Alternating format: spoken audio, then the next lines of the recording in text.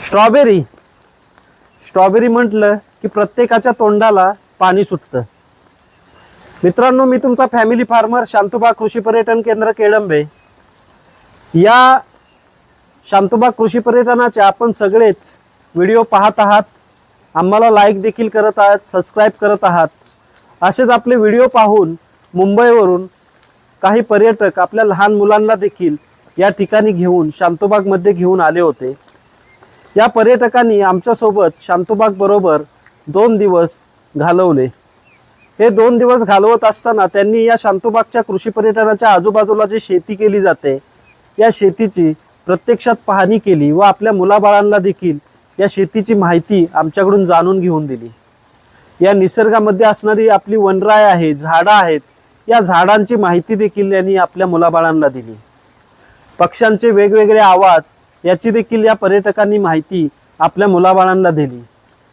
मित्रांनो, सगळं फिरत असताना स्ट्रॉबेरी या नर्सरीची माहिती या पर्यटकांनी आम्हाला विचारली।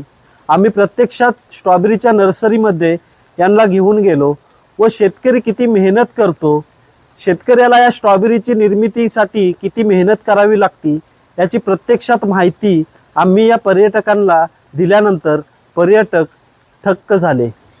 कारण स्ट्रॉबेरी हा त्यांचा आवडीचा पदार्थ, आवडीचं फळ, परंतु या फळासाठी शेतकऱ्याला किती मेहनत करावी लागते याची माहिती त्यांनी प्रत्यक्षात जाणून घेतल्यानंतर त्यांना धक्का बसला। कारण या स्ट्रॉबेरी निर्मितीला साधारण सुरुवातीला ही रोप निर्मिती करण्यासाठी ही जी मदर प्लांट असतात ही बाहेरच्या देशातून भारतामध्ये मागवावी लागतात। त्यानंतर या मदर प्लांटपासून अजून रोप निर्मिती या शेतकऱ्याला करावी लागते।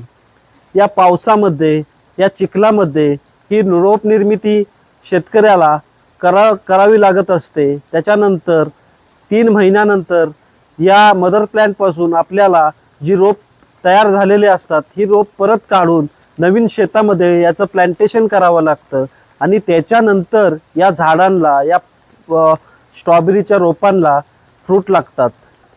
आपण जे अन्नपदार्थ खात आहोत याची माहिती आज आपण आपल्या मुलाबाळांना देणं गरजेचं आहे। प्रत्येक गोष्टीची माहिती देणं गरजेचं आहे। त्यावेळीच आपली मुलंबाळं पुढच्या भविष्यामध्ये या शेतीबद्दल आवड निर्माण होईल व ते देखील चांगले अन्नधान्य खाण्यासाठी तयार होतील।